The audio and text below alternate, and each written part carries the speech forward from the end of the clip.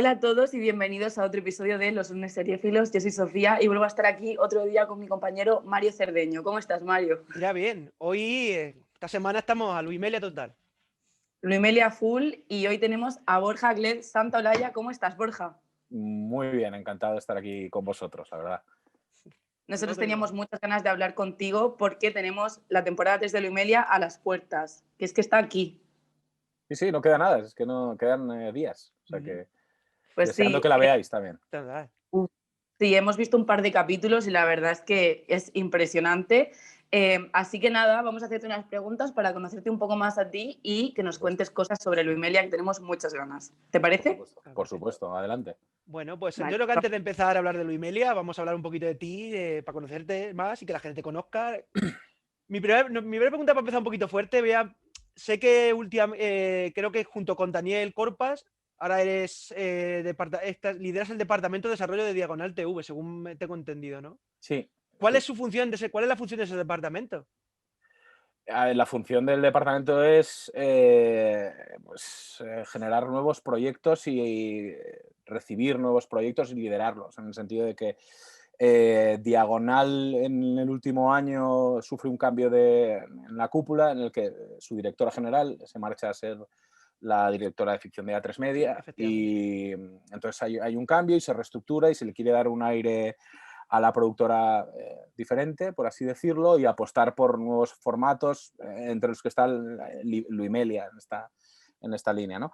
Y entonces tanto Dani Corpas como yo nos encargamos de, junto con Ignasi Serra y Jordi Frades, que es el director de Diagonal, hemos creado un departamento en el que creamos nuevos proyectos en una línea quizá un poco más diferente a la que venía arrastrando Diagonal, que son series diarias e históricas, sino hacer cosas diferentes, como Luimelia, repito, y generar nosotros proyectos y incorporar proyectos de gente que nos manda, recibimos y valoramos un poco la posibilidad de sacarlos adelante o no.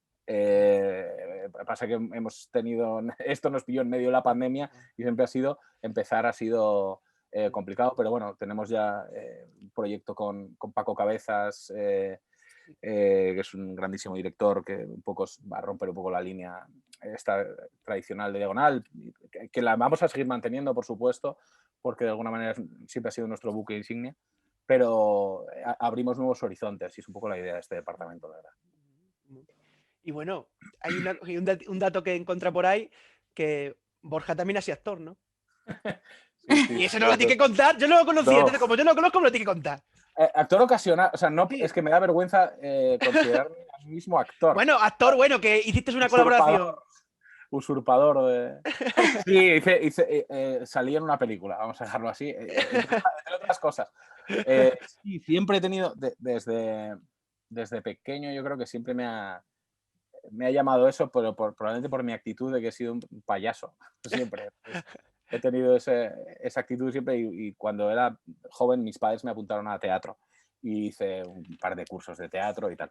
Y nunca me ha dado vergüenza esto y en algún momento, quizá por esta pulsión de, venga, voy a hacerlo, me he echado para adelante. Y llegué a mi cúspide y creo que es como, ya no voy a volver a salir. Bueno, no puedo decirlo esto muy alto, pero bueno, en teoría no quería volver a salir en una película de un amigo mío que se llama Paco Plaza, que se llama Rec 3, que es de pertenece a la saga. Entonces ahí hice un pequeño papel, intenté además esconderme en el anonimato con y ahí se quedó. Y fue, yo creo, ascenso y caída de un actor que no es actor. Y además has trabajado también en varios sitios como Qué vida más triste, La hora de José Sí. Mota, pero tuviste un paso muy importante que fue entrar en Amares para siempre, ya que es una serie diaria que lleva muchísimos años. Fue la llegada a esa serie tan importante. Pues es que yo llego un poco de chufla, de potra, las cosas, ocasiones del destino, de estas que, de hecho, ni siquiera venía como para quedarme. El puesto de guionista de plató, que es un puesto como por debajo en la cadena de guión, por así decirlo, pero muy importante a la vez dentro del mecanismo de la serie, se quedaba vacío.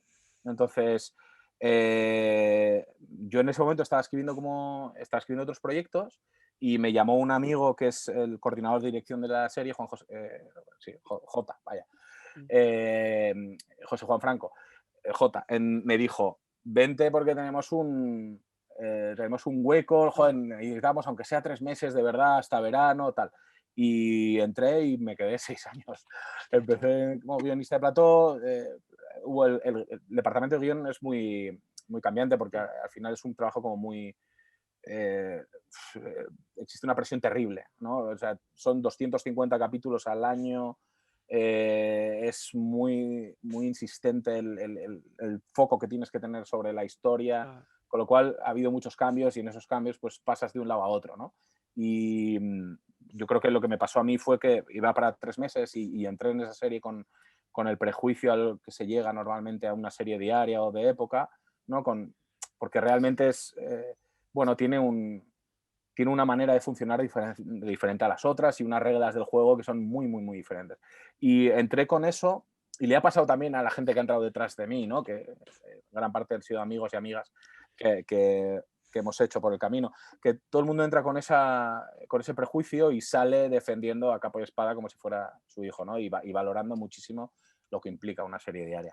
Y a mí me pasó que en ese proceso me enamoré de eso y me quedé, y al final me quedé prácticamente 6 años. De hecho, la octava temporada que no la hice entera porque fue como a medias con Luimelia, fue como la última. Yo dije que esta es la última porque quiero hacer otras cosas, pero me costó muchísimo desligarme de Amar porque es, bueno, yo qué sé, es una serie, es muy importante en mi vida. Claro.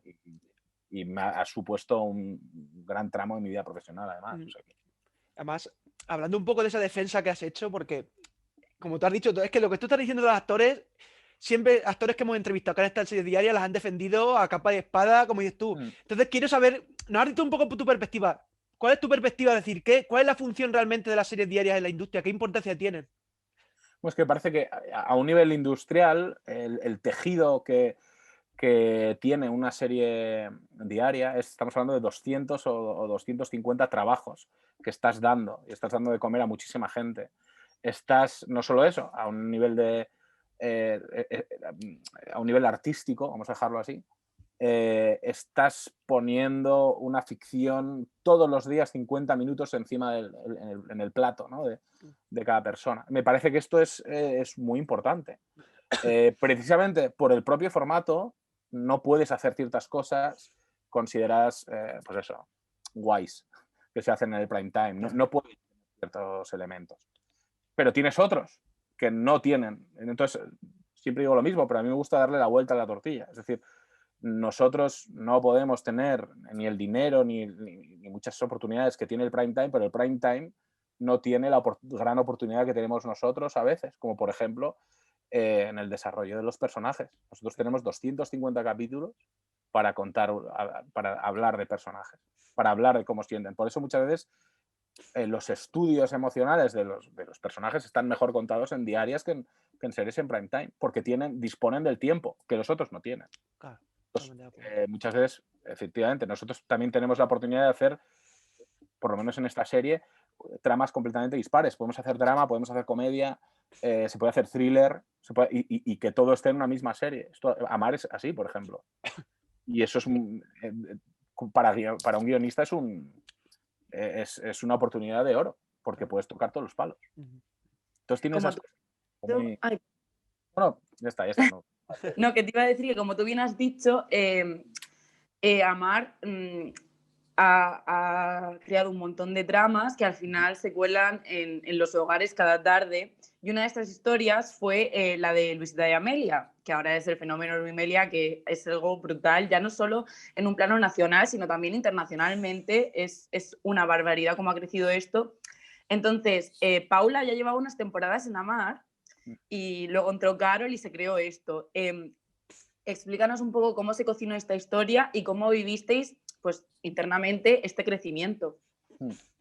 Pues, a ver, Paula entró, creo recordar que a mitad de la sexta temporada, cuando suele pasar, ¿no? Que vas contando a los hijos de los asturianos, que tienen muchísimos, y de alguna manera, como ellos son las personas que llevan 15 años en esta serie, sus dos etapas, al final para contar cosas suyas tienes que traer agentes externos y en este caso lo tienes a huevo porque son la propia familia que va creciendo en pantalla, no digamos fuera porque siempre han estado en off todos los hijos, pero nunca se les ha visto ante el drama. Por lo cual, a mitad de la sexta temporada entra Luisita, creo que fue la sexta. Y contamos una historia con ella y cuando se empieza a valorar qué se va a hacer en la séptima temporada, que en este caso la coordinaban Ángel Turlán y Eva Baeza, se juntaron junto con Verónica Viñé para hacer lo que se llama la Biblia de la temporada. Y en ella se decidió que se iba a contar la historia de Luisita. Luisita se da cuenta de que siente algo por una chica, ¿no? Se cuenta esta historia así, se sientan las bases y esta chica que viene es uno de nuestros personajes que se llama Amelia, que es una chica que es vedette, pero en el que no está bien visto, pero ella es su sueño y tal. Entonces tienes como esta trama profesional de Amelia, explicas el personaje y las ganas que tiene de crecer en ese sector y a la vez que conoce a Luisita. Claro, nosotros cuando se plantea esto, muchas veces dices, bueno, pues vamos a ver la trama personal de Amelia, ¿no? De ella quiere ser vedette, pero en un mundo en el que esto está mal visto, pero ella cree que esto es un arte. Esa trama se diluyó por el camino porque se encontró algo que no se suele encontrar y es que dos actrices tienen una química brutal y una historia que es una historia que se ha podido ver otras veces. De repente cobra un protagonismo y esto se traslada también a los espectadores brutal. Entonces nos damos cuenta que la trama, nosotros funcionamos por tramas a la hora de escribir, tienes la trama troncal, la trama de los asturianos, la trama de no sé quién, y de repente la trama Luimelia se convirtió en una trama Luimelia y una trama muy importante, que se reflejaba todos los días en esto, ¿no? En las redes. Con lo cual la historia fue creciendo un poco con esa importancia hasta llegar hasta donde estamos ahora. Y donde estamos ahora. ¿Y cómo llega, o sea, cómo se toma la decisión de extraer esa historia? Y ya no solo extraerla, es convertirla en llevarla a 2020 o 2021, cuando sea, y que la pueda ver todo el público. Incluso yo que soy yo que no soy seguidor de la historia, pero que me he enganchado a la historia de Luimelia gracias a Luis Pino.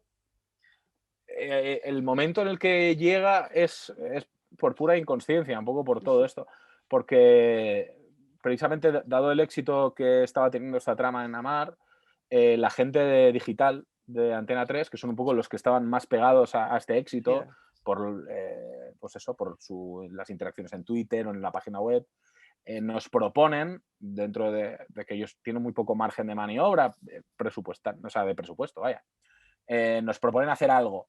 Entonces, en esa reunión estamos Diana y yo, la gente de estrategia digital y transmedia, y dos productoras nuestra productora en este caso, que era Monse, precisamente, Monse García, actual directora de ficción, y recuerdo que también estaba Lucía Alonso Allende, que era una de las productoras de Antena 3. Cuando nos dicen algo, ¿no? Hacer algo, a nosotros yo creo que nos sale pensar un poco a lo loco, como eso, absolutos inconscientes, diciendo, pues estaría guay si hacemos algo con ellos dos, una serie, y si la sacamos a la actualidad, o sea, algo que realmente no iba a suceder, ¿no? Decíamos, bueno, esto es como tantas cosas que decimos a los ejecutivos que luego te dicen que es nanay. Pero en este caso, como que todo el mundo estábamos yo creo que había un muy buen ambiente en esa reunión. Recuerdo que fue como muy, muy especial por eso, porque todo el mundo estaba en la misma línea y de repente a todo el mundo le pareció muy buena idea. Entonces, pues vamos a intentarlo, ¿no? Realmente no, igual si hay dinero, aunque sea un poco, lo podemos intentar. O sea, el esfuerzo que puede hacer Antena 3 lo hace también Diagonal, la empresa, intentando, no, vamos a apostar por esto. Y todo el mundo hizo su apuesta. Antena 3, aunque sea muy pequeñita, Diagonal en la suya y nosotros en la nuestra, en la historia. Y bueno, el resultado es el que todo el mundo conoce. La historia de Luisita y Amelia ha logrado algo que, en mi opinión, es la primera vez que se hace, que en #Luimelia, el spin-off, realmente se centra en la vida en pareja y el desarrollo de una pareja, pero que si no fueran Luisita y Amelia y fueran dos chicos, un chico y una chica, no cambiaría nada, porque realmente son cosas por las que pasan muchas parejas y depende más de su situación que el hecho de que sea una pareja de dos mujeres. Entonces, ¿cuál crees, o sea, crees que es importante una representación, pues, que no dependa, una representación que no dependa tanto, que no se centre siempre en la trama de hay un drama porque son dos chicas, que... ¿Cuál es tu opinión en ese aspecto?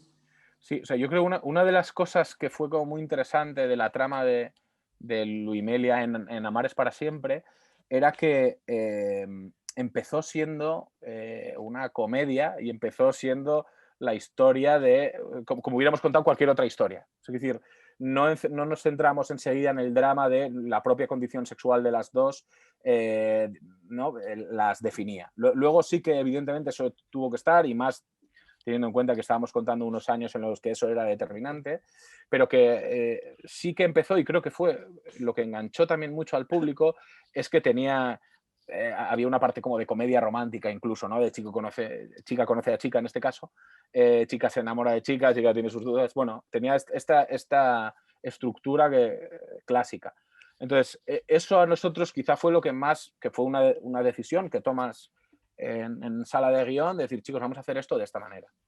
Y creo que fue muy acertada, porque a todos nos convencía mucho eso y la veíamos muy nuestra, pese a quizá las personas que no éramos en este caso homosexuales, la sentíamos muy nuestra porque teníamos esa conexión, y las personas que teníamos como la misma, estamos un poco en la misma hoja, ¿no? Con Luimelia, el hashtag, teníamos claro que queríamos tirar por ahí, principalmente porque queríamos que fuera una comedia romántica, y segundo porque no queríamos que el drama lo definiera. Entonces, como finalmente pasó en Amar es para siempre, como es lógico, insisto, por el año en el que está. Entonces, al pasarse al 2020, ese drama, pese a que aún existe, y lo decimos siempre, que sigue existiendo homofobia y sigue existiendo gente que sufre cada día por su condición sexual, lo cual no debería existir, pero pasa. Nosotros queríamos reflejar otra parte. Queríamos, y me cuesta decir esto, pero queríamos normalizar esta relación a ojos del espectador. Es decir, que siempre ha estado viendo historias heterosexuales que tienen esta estructura, ¿por qué no lo van a hacer de la otra? ¿No? Sin precisamente poner una nota en que son dos chicas teniendo una historia de amor. Esta era un poco la idea con Luimelia 2020. Y todo empezó con una pequeña temporada en el spin-off, y al final una pequeña temporada de 6 capítulos de prácticamente 10 minutos cada uno. ¿Cómo es seguir escribiendo y dirigiendo una serie que sigue la evolución de dos personajes? A ver, es que esto es el problema de siempre. Cuando hicimos la primera temporada no era la primera temporada. Quizá en nuestra cabeza había ilusiones de que fuera la primera temporada, pero este era 6 capítulos en el que contábamos esta historia. Por eso incluso hicimos una ruptura y tal. O sea, sabíamos que en capítulos de 8 minutos, y esto es una cosa que lo tenemos muy, muy claro, no nos interesaba condensar la historia que se contaría con más tiempo. Es decir, si yo tengo una historia, tengo 8 minutos para contar la relación de estas chicas, prefiero hacerlo a través de pequeñas anécdotas o pequeños momentos como muy definidos y muy pequeñitos, y a través de esos pequeños momentos cuento cosas. Esta era nuestra idea. Por eso también hubo un capítulo en el que se ve, que es el capítulo 5 de la primera temporada, que se ve como la evolución de una relación en 8 minutos, pasando, igual le han podido pasar un año, año y medio, no sabemos ni el tiempo que nosotros, pero sabíamos que era mucho tiempo. Y esta un poco condensaba la idea que teníamos. Claro, nosotros hicimos eso y al final lo dejamos en alto un poco porque nos parecía bonito, pero no teníamos idea de que iba a haber una segunda temporada. Pasó cuando, al emitirse el primer episodio y ver cómo funcionó, y Antena 3 vio la temporada entera y les encantó, dijeron, esto no lo podemos dejar escapar, además de que es un producto muy barato que nos renta muy bien, con lo cual nos encargaron las otras dos, y ahí llegó el marrón. ¿Y ahora qué hacemos? Claro. Porque por un lado, digo, vale, podíamos empezar con ellas dos separadas y contar la historia, pero, insisto, no teníamos ese espacio para hacerlo. No creo que una historia, o por lo menos igual existía el espacio, pero no la manera que queríamos contarla, entonces queríamos seguir un poco en esa línea y decidimos, bueno, están juntas porque además el espectador tiene esa conciencia, ¿no? De que Luisita y Amelia, su amor es para siempre. No se sabe lo que puede pasar más adelante, pero bueno, tienen esa sensación, ¿no? Entonces, decidimos seguir contando con esta estructura. Es un poco el problema de seguir contando la historia que ya está en los corazones de todo el mundo. Y sobre todo que hay mucha gente que la ve como muy propia. Entonces, no hay una historia de Luimelia, sino hay, pues eso, 500.000. El número de fans que haya, de gente que la ha hecho suya, ¿no? Entonces ahí siempre es complicado. El equilibrio es complicadísimo. Al final, siempre lo digo, tienes que tirar un poco a lo que tú sientes, ya que tienes esa responsabilidad de hacerlo. Es tu responsabilidad, pero no puede ser, no puedes tener la responsabilidad de querer hacer la serie de todo el mundo. Es imposible. Pues, entonces, es la tuya y es tu visión, que por supuesto es consensuada. Está el equipo de guionistas, el equipo que trabajamos, las chicas, en fin. Es una visión en conjunto, pero es una visión, no puede ser una diferente. Claro. Y bueno, eso es una pequeña familia realmente, Luimelia. ¿Cómo es trabajar con Carol y Paula? Porque se tiene que conocer. Claro, lo bonito es que nos conocíamos ya de amar, o sea, existía ya una relación que evidentemente no era la misma relación que tenemos ahora, ¿eh? Era como más residual, de que nos veíamos por el plató y de repente cuando se junta este proyecto es cuando nos conocimos y la relación es pues maravillosa, porque no puede ser de otra manera además. Pero por cómo son ellas, yo creo, sobre todo porque son dos seres de luz, cada una en su estilo además, y son muy diferentes entre sí, pero son dos grandes actrices con las que es un placer trabajar. Entonces, yo creo que ellas nos lo pusieron muy fácil a nosotros y creo que nosotros estamos en la misma línea que ellas y creo que además de compañeros de trabajo somos amigos y así tenemos esa relación, vaya, nos podemos decir de todo. Eso es lo bonito ahora de trabajar.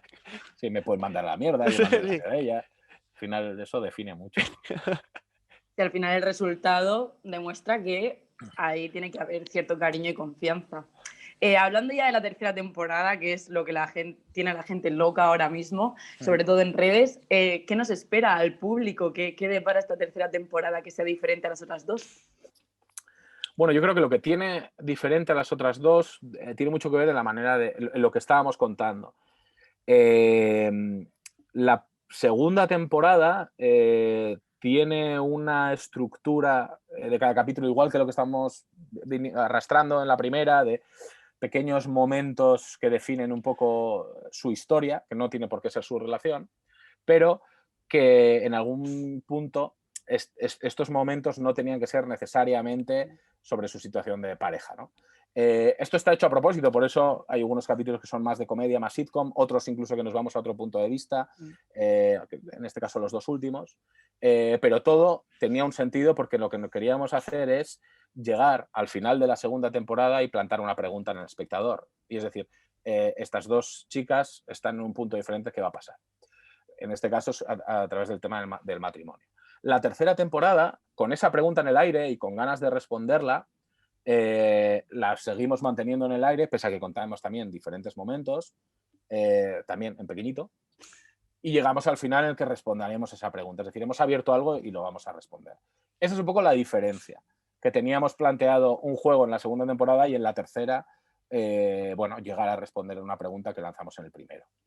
Es un poco, quizás la diferencia en ese sentido. Sí. En cuanto a historia, seguiremos hablando de lo mismo, seguiremos teniendo personajes que nos van a hacer reír, nos van a emocionar, romperemos la cuarta pared, ahora sorpresas, en fin. A ver, vamos a jugar con los formatos. En esto vamos a seguir la línea de la segunda temporada. A mí hay una cosa, antes que te pregunte de mi compañera de nuevo, hay una cosa que me sorprende mucho en Luimelia, que es la capacidad creativa que tenéis y transmedia y todo, es espectacular, sinceramente, mi opinión. Es que pasa, yo creo que pasa una cosa que es que venimos de, como os he explicado, de una serie en la que estamos como muy encorsetados y teníamos ganas de jugar. Y esto es claramente hemos jugado porque antes no podíamos, pero también hemos jugado porque la serie en sí es un juego. Entonces, Luimelia es una cosa que no se ha dado, es un fanfiction de amar. Con lo cual, tiene una comunidad de gente detrás que la sigue y que está como muy metida.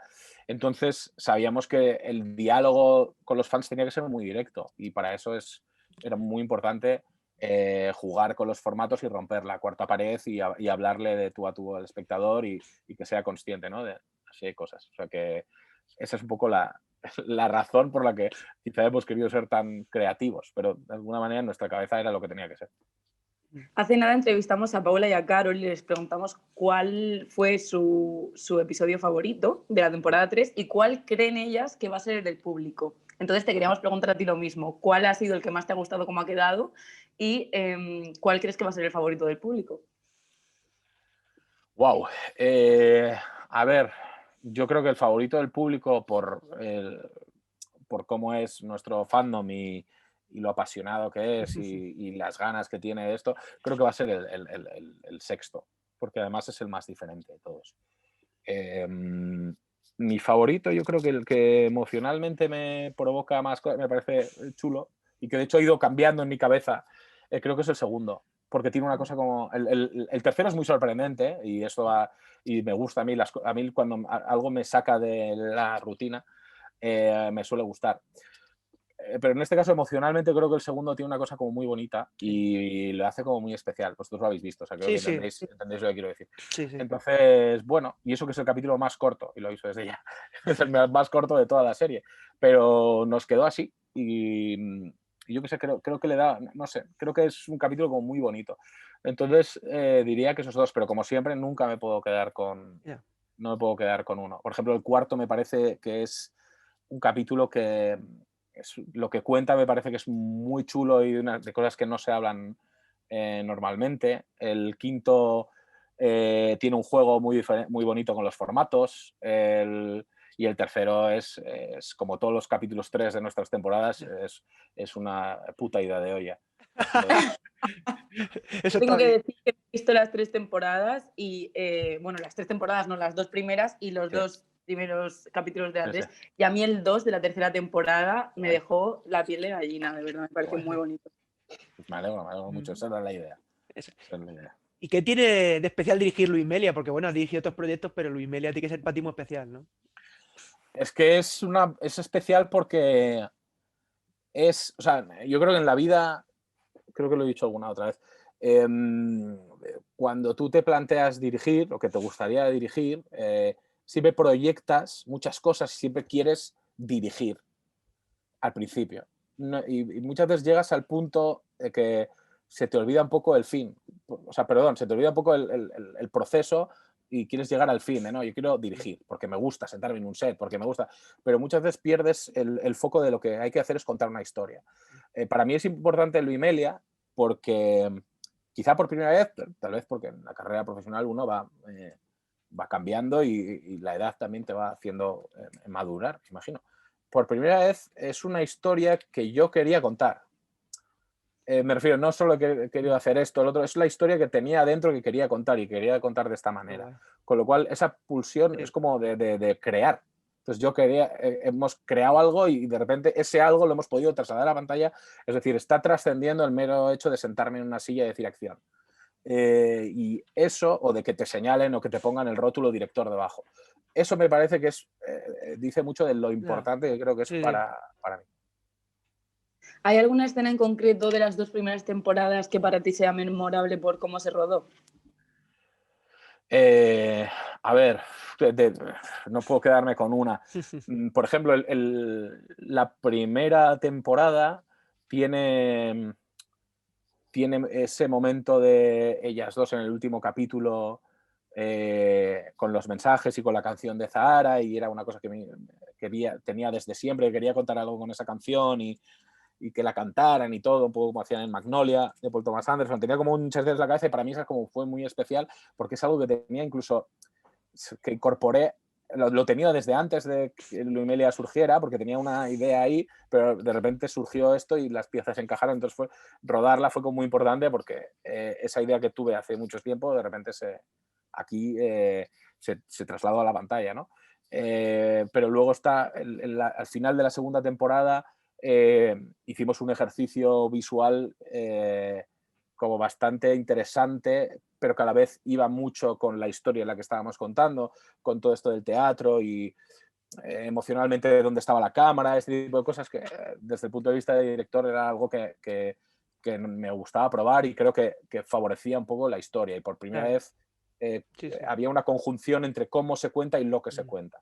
Y de eso estoy estoy como muy contento del resultado. Y en esta tercera también hay muchísimas cosas, pero que no puedo desvelar, claro, por supuesto. Entonces, bueno, pues, ahí yo no puedo quedarme con una, no me pidáis.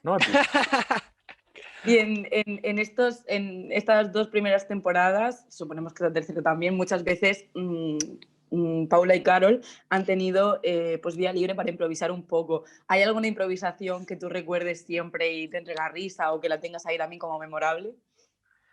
Joder, es que... Pues no te sé, a ver, no sé decir exactamente momentos, o sea, recuerdo varios, desde luego. Recuerdo cosas de que digo, pero ¿qué coño has dicho? ¿Qué está pasando aquí? Sobre todo cosas de Carol, este momento de inventar palabras que tiene muchas veces, que es muy gracioso además, y te da además como un buen rollo en el rodaje, porque Carol es una tipa genial, pero que tiene estas salidas de tono que te descolocan y eso siempre es súper bonito. Y en un rodaje muchas veces se crean esos momentos como de magia en el que todo el mundo se ríe. No porque le haya cagado, sino porque de repente dice, pero ¿de dónde has sacado esto? Y eso es súper chulo. Pero por supuesto hay momentos de improvisación de las chicas constantemente. Siempre digo, oye, ¿puedo decir esto? Venga, adelante. O no, esto no lo puedes decir porque hay que decir esto exactamente. Pero ellas, yo creo que ellas sienten muy suyo el guión. A veces, como todo, a veces hay cosas que les cuesta más, otras les cuestan menos, pero siempre intentan hacerse lo suyo y eso es, yo creo, que el éxito de los mejores actores, ¿no? Lo que hacen. Bueno, pues seguimos entrevistando aquí a Borja. Mi siguiente pregunta, porque estuvimos hablando con Cara y Paula y sé que han escrito un episodio. Creo que fue el último, yo creo, ¿no? O el penúltimo, que no sé exactamente. Sí, el último. ¿Cómo fue esa idea de que Carol y Paula se animaran a escribir un episodio? Yo no recuerdo de quién partió, sí que sé que ellas dos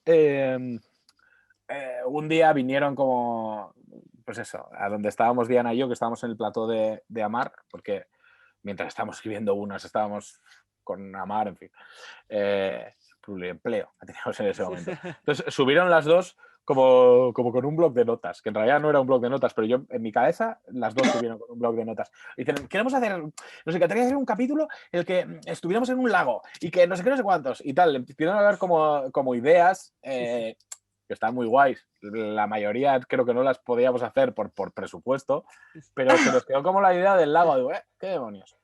Y yo no sé en qué momento dijimos, que escriban ellas. ¿Por qué no hacemos que escriban, no? Evidentemente, sabíamos que no, o sea, no es fácil escribir. Es decir, de alguien que no ha escrito nada nunca es muy complicado. Pero teníamos la suerte de que ellas, tenían muy interiorizados a los personajes. Entonces, era mucho más fácil que cualquier otra persona que no tenga nociones de guión. Y aparte, estábamos nosotros también. Nosotros les dijimos en qué punto estábamos, según lo que teníamos nosotros pensado para ese capítulo, que encima era el final de la temporada.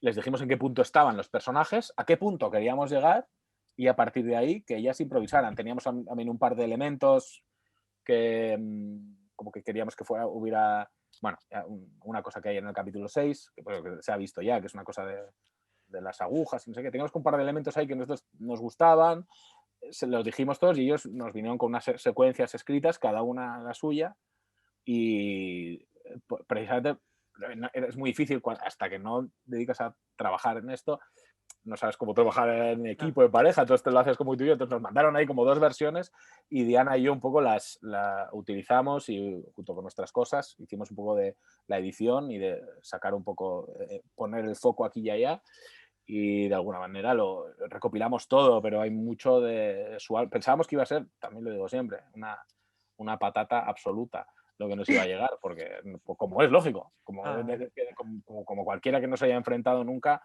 a este proceso, sobre todo algo que encima sabes que se va, ¿no? que va para algo, no es algo que lo escribes para ti, Con lo cual teníamos ese miedo, no ese miedo, bueno, lo dábamos un poco por hecho, decir, bueno, aquí vamos a tener que meter muchísima mano. Y la sorpresa fue que no. La sorpresa fue que había muchísimas cosas que estaban muy bien, porque precisamente al tener tan interiorizados a los personajes, Paula y Carol saben cómo hablaban. Entonces, el estudio, y además como es un capítulo como muy emocional, no tiene tanto ni de peripecia, ni de trama, sino es una cosa como más íntima, era perfecto para que ellos lo escribieran, porque sabían cómo hablaban los personajes, sabían en el punto en el que estaban, porque se lo habíamos dicho, y tenían un poco pues para hacer un poco de ficción ahí, ellas en lo que ellas estaban en su cabeza. Y salió muy bien, la verdad. Desde luego es uno de los mejores capítulos de esta temporada. Hostia. Y Borja, ¿nos podrías contar algún secreto o anécdota de Luimelia que no hayas contado hasta ahora? Joder, es que pues fíjate que no sé qué contar de anécdota. Sí, algún secretito por ahí. Si te Que acuerdas, no haya si no, contado hasta ahora. es complicado. No lo sé, es difícil. Porque yo creo que es que soy muy bocazas, al final. Bueno, si no, no pasa nada, ¿eh? No, bueno, que en el capítulo 3 de la tercera temporada creo que me van a matar. ¿Sí? Creo que me van a matar. No digas eso. Sí, no, pero no por nada que pase por ella, sino Ah. por otra cosa, y ya lo entenderán. No, que se esté el público tranquilo. Ah, vale. Pero creo que... No solo a mí, no solo a mí, a Diana también nos van a matar. Nos van a matar, pero el concepto de matar va por otro lado, ya lo entenderéis. Ah, vale. Bueno. Sí. Ya lo entenderéis, pero no os preocupéis que no es nada malo. Bueno. No es nada de, oye, dale, no es eso. Porque no puedo decir mucho, pero creo que el capítulo 3 va a marcar ahí algo. Anda. Madre, estaremos pendientes. A mí ya me has puesto en tensión. Hablando de una cuarta temporada, bueno, dijiste hace poco que en la cuarta temporada, si se hace, los capítulos van a ser más largos. Sí. Eso está confirmado. Y durarán un poco más los episodios. ¿Qué temáticas te gustaría tratar y cómo habéis conseguido? Porque recuerdo que al principio os lo preguntaban y vosotros decíais, pues nos gustaría, pero no siempre se puede. ¿Cómo ha sido eso, ese proceso? Bueno, es un proceso que todavía está. O sea, es un proceso que no está del todo... no está confirmado por las partes. Entonces, tampoco podemos decir nada. Es cierto que se han filtrado noticias a la prensa, pero como siempre este tipo de cosas generan ruido, se necesita como una confirmación oficial por parte de, en este caso, de la cadena. Pero en lo que estamos trabajando es en... Sabíamos cuando terminamos la tercera temporada, de hecho la tercera temporada termina de tal manera que podía acabarse ahí Luimelia y no pasa nada. Es decir, se acaba aquí de esta manera tan diferente, pero se acaba y punto, ¿no? La idea de contar, lo que os explicaba antes, contar esta historia desde lo pequeñito, desde anécdotas, desde momentos diferentes y tal, esta ya veíamos que no queríamos seguir, porque, bueno, habíamos contado un montón de cosas, podríamos seguir, pero no es...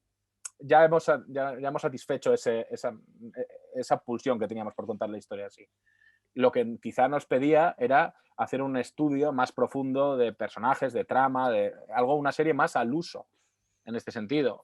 Para eso necesitamos que sea una serie como mínimo de una estructura de sitcom de 25 minutos por capítulo. Con lo cual, esa fue nuestra idea. Si queréis que esto siga, queremos una apuesta también por vuestra parte, en este caso Antena 3, por darnos más minutos, que implica más dinero. Esto siempre es una cuestión económica. Al final, la pela. Sí, pero no por oye, no nos hacemos ricos. No, ya. Me refiero, esto es una cosa de que no tengamos que grabar el capítulo del lago en un día, que es lo que pasó. Claro. Entonces, que te obliga a hacer cosas que no quieres hacer y a correr y a ponerte nervioso y ciertas cosas que no queremos tener. Entonces, no es la manera para contar esta historia.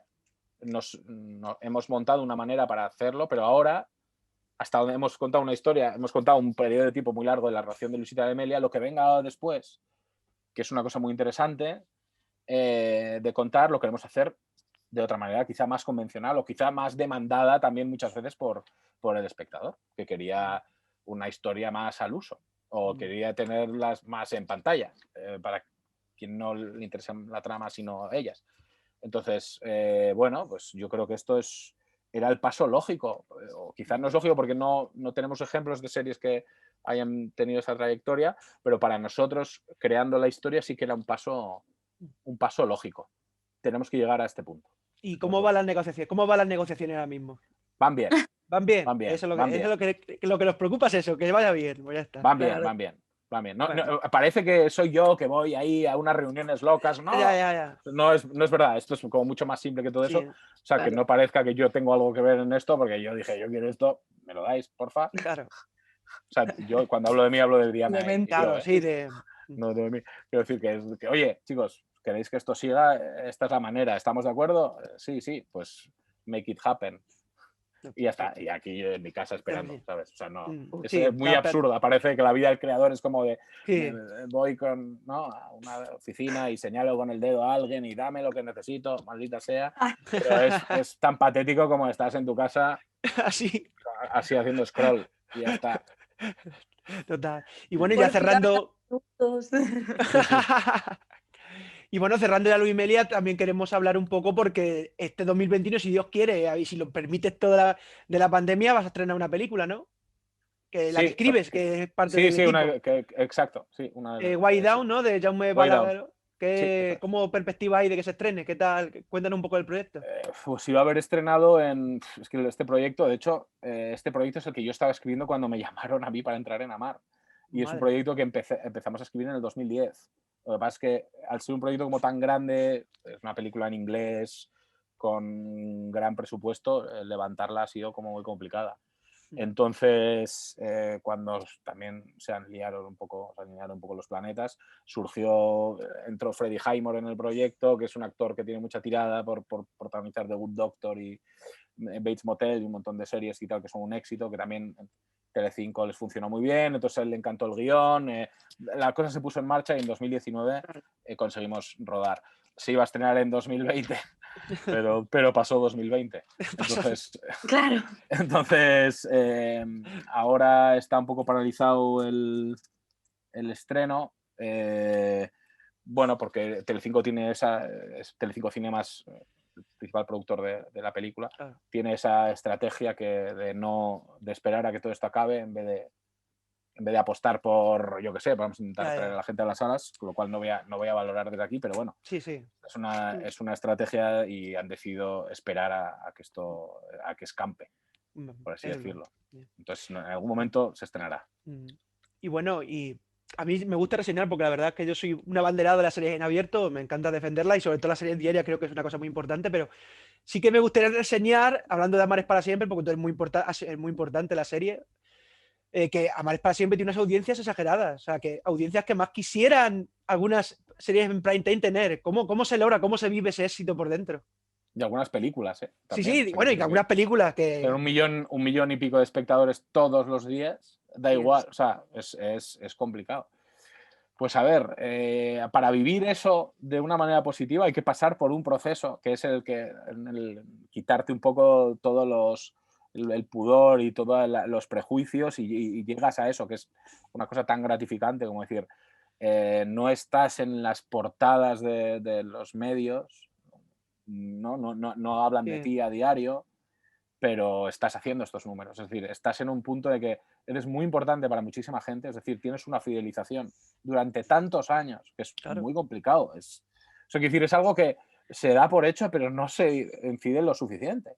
Durante 15 años siendo la serie diaria con más éxito en 2 cadenas diferentes, con un cambio de historia cada año, que siga estando al pie del cañón, que siga teniendo la audiencia en un tiempo en el que la ficción en televisión está tomando un rumbo que desconocemos y que de repente ya no existen series y solo hay series turcas, pero que parecen series diarias por estructura, pero están en prime time. Es decir, o sea, hay como. Y las series, la ficción, se ha ido a las plataformas y hay un punto de vista como súper snob de decir de las plataformas son lo guay y estas. O sea, en ese momento ¿no? la tortuga sigue avanzando, la liebre se ha parado, ha hecho lo que le ha dado la gana, pero la tortuga sigue. Y yo creo que la importancia que tienen es brutal. En concreto, Amar es para siempre, que es la serie que yo conozco desde dentro y con la cual he aprendido a querer. Y la cual me ha enseñado y me ha dado muchísimo.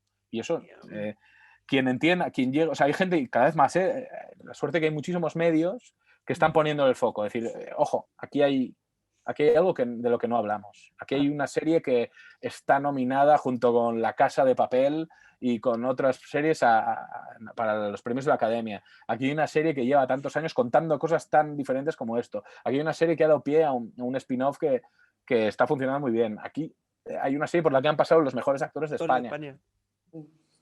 Aquí hay algo muy importante, lo cual hemos dado por hecho. Y has tocado un tema que me gusta mucho hablar, la verdad. Es que, y además era una de las preguntas que tenía preparada porque quería hacértela al final, porque creo que entre los críticos de series, que yo llevo escribiendo mucho de series, muchísimos años, ha habido ahora últimamente un poco de debate con el tema este de series abiertas o series en privada.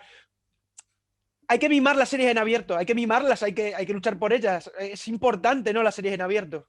Sí, claro. Es decir, no, en un panorama en el que no todo el mundo puede disfrutar de las plataformas o la televisión de pago, necesitamos cuidar que exista la ficción, porque la ficción es cultura y la cultura salva vidas. Esto es así y quien no lo entienda es una persona que está equivocadísima. Entonces, es importante que todo el mundo tenga ese acceso a la cultura. Y creo que es muy importante que la ficción esté presente en canales en abierto. Lo que no es interesante es distinguir entre ficción abierto y ficción de plataforma. Porque esto nos hace un poco, tener esta posición como muy snob, ¿no? Como de esto es mejor porque está en Netflix o no sé qué, o porque está en Movistar o porque yo soy una serie de HBO. Porque si esto es así, luego va a pasar entre plataformas. Va a pasar que las series de Movistar, ya está pasando de hecho. Bueno. La serie de Movistar tiene otro cariz que la serie de Netflix, entonces uno se cree de una cosa y otro se cree de otra. Es como absurdo. Esto es una cosa que es completamente absurda. Y hay que pensar que cuanto más, mejor. Y cuanto más acceso, mejor. Y cuanto más variedad, mejor. Y cuanto más competencia, mejor. Y está pasando, esto también. Pero no nos olvidemos de que todavía hay gente que vive, o sea, que no tiene la posibilidad de llegar a eso y que tiene los canales, o sea, tiene la misma alternativa que tenía hace 10 años. Entonces, sigamos poniendo cosas ahí, sigamos apostando por eso. Y yo entiendo que la mayoría del público se ha ido a la tele no lineal, lo pongo cuando quiero y tal, pero bueno, démosle la posibilidad que también lo sigan haciendo, pero esté lo otro. Es decir, apostemos por ponerlo en los dos sitios, ¿no? Yo creo que hay la importancia de la ficción en la tele en abierto es bestial y tiene que seguir siendo. Y que apuesten. Y la verdad es que a mí me encanta. He hablado con muchos actores, pero hablar con guionistas a mí me produce, por ejemplo, muy interés, porque te podía preguntar miles de cosas, pero vamos a ir terminando ya casi. Porque al final, tú eres guionista y me encanta hablar de él, como te estoy diciendo, y además quiero saber un poco cómo, así brevemente, cómo va la materia, porque ahora entra muchas plataformas, cómo va la materia en derecho y lucha de los guionistas en España. ¿Está mucho más reconocida ahora mismo? Bueno, es que no hay ni... Vamos, es que hace unos años no sería impensable esto que estamos haciendo nosotros. Me estáis entrevistando a mí, y soy nadie. ¿Entendéis? O sea, quiero decir, de unos años a esta parte, muy posiblemente empujada por yo creo que el principal abanderado de la causa y la persona que yo creo que marcó un antes y un después, que fue Javier Olivares, con el Ministerio del Tiempo, que empezó a poner en el altavoz lo que se llevaba diciendo mucho tiempo, que es que esto no sale, estas series no salen si no es por los guionistas, si no les habéis reconocido, reconocerles. También tiene que ver con una tendencia que en Estados Unidos ya venía de antes, que es el concepto de los showrunners y que la voz principal de la serie y quien toma las decisiones sea el guionista. Esto no había pasado. Entonces en Estados Unidos empieza, donde la industria viene de grandes productores y gente con puro y tal, va decidiendo, pasa a la gente que la trabaja desde dentro, son los que toman las decisiones. Alguien vio esa tendencia, vio que era lo lógico, porque quién mejor que la persona que crea la historia como para marcar un poco todo. Con lo cual España llega a un punto en que esto llega, porque si estamos viendo el otro cada día, de repente tenemos esto. Con lo cual esto empieza a pasar. Yo creo que principalmente, o sea, hubo intentos como Crematorio, que un poco eran directores y guionistas los mismos y tenían un poco de mano ahí.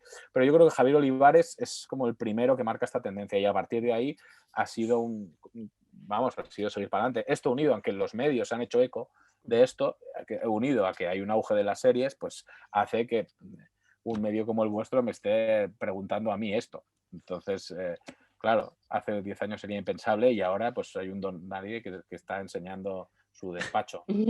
Nada, nadie, no me digas. Yo he visto el cambio hasta en redes sociales un poco entre, por ejemplo, las fans de Luimelia, que ya no solo van a hablar con las actrices mediante, por ejemplo, vía Twitter, sino que incluso a ti, que yo lo he visto, también tienen la ilusión y las ganas de interactuar contigo y de saber por qué haces qué, y yo veo los hilos que haces cuando explicas cada capítulo, como las curiosidades. Sí, es verdad, es como que se ha abierto un poco, o sea, se ha dado a conocer que hay una persona que crea y que que hay un proceso y se está empezando a valorar. Antes era como, bueno, siempre te decía lo mismo, ¿esto qué? ¿Quién escribe? ¿Tú escribes a un personaje? Esa es una pregunta que siempre hacen, ¿no? ¿Cómo os organizáis? Yo creo que el hecho de que tenga más... esto es como en todo. El hecho de que tenga más visibilidad hace que puedas explicar un poco más tu trabajo y cuando conoces cómo se hacen las cosas, son como estos libros de cómo funciona, ¿no? Ahí tengo varios, ¿no? ¿Cómo funciona no sé qué? Y lo lees y dices, coño, qué interesante. Pues eso, cuando conoces cómo funcionan ciertas cosas, te interesas más, porque estás más presente dentro del proceso. Con lo cual, interesa a más gente, entiendo.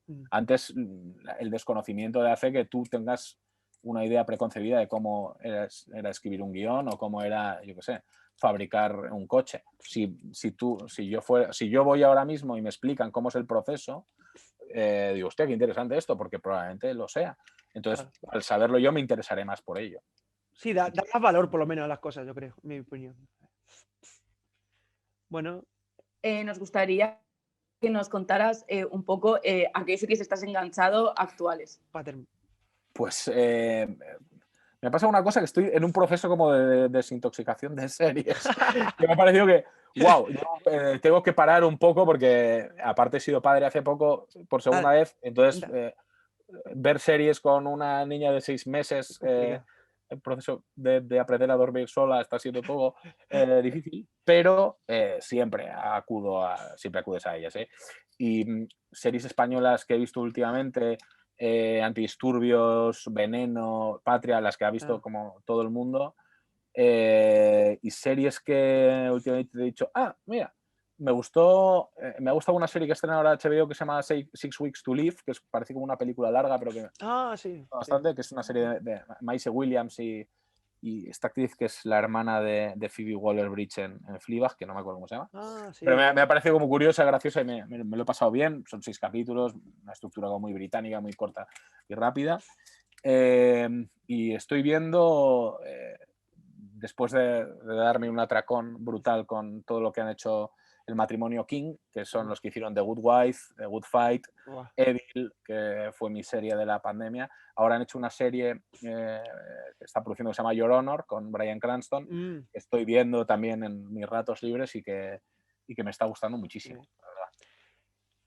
Y yo creo que para terminar la entrevista, para que ya despida ella, yo creo que tienes que decir brevemente que animes a la gente, a los guionistas que están empezando ahora. Sí, o un ánimo que le digas. Sí, un mensaje. Sí, o sea, joder, no sé si soy yo quien para dar ningún mensaje de nada, pero como mucho puedo animar que estamos en el mejor momento de la historia. En cuanto a, siempre hay dos, está la vía profesional, que es mejor que hace 10 años, sin ninguna duda, porque hay muchísimo más trabajo, y está la vía personal, en la que tú escribes para buscar una realización personal o porque tienes una pulsión de contar historias. Ambas dos están como muy cerca, porque las historias que normalmente siempre quieres contar, antes no podías hacerlo y ahora sí. Los medios para poder contar esta historia tú, sin la necesidad de esto, también están ahí porque todo el mundo tenemos un iPhone y está YouTube y quiero decir, puedes llegar a más gente. Pero quiero decir, estamos en el mejor momento para hacerlo. No sé quién para dar consejos, pero sueno como a Jaime Fantas, tío Jaime. No me gusta dar consejos, pero te voy a dar uno. No, es decir, no soy quien para dar consejos, pero creo que si tienes algo, si quieres escribir sobre algo, hazlo. Solo puedo decir eso, hazlo de la manera que sea, porque si tienes una pulsión de contar y es una cosa genuina y que tú crees que es algo que la gente tiene que leer o ver o lo que sea, hazlo, porque si es genuina y es de verdad y es personal, lo hará, llegará a buen puerto. Y con este mensaje que me ha encantado, queríamos pues despedirte. Borja, de verdad ha sido un honor hablar contigo. Gracias por dar tanto juego a la entrevista, por contarnos tantas cosas. Muchas gracias, chicos, a vosotros, de verdad. Y ojalá de verdad que la temporada de Luimelia sea un éxito, que obviamente lo va a ser, porque yo lo sé. Enhorabuena por tu segunda paternidad. Mira, eso, enhorabuena. Gracias. Y, ojalá nos volvamos a encontrar y nos cuentes más cosas. Ojalá sea de la temporada cuarta de Luimelia con más minutos. Vale. Y, pues cuando queráis. Aquí estoy. Probablemente en este set tan absurdo entre habitación de invitados y despacho. Me vais a pillar aquí seguro. Bueno, Borja, muchísimas gracias. Y ojalá nos volvamos a ver y a vosotros os volveremos a ver en otro episodio de Los Lunes Seriéfilos. Hasta luego. Adiós.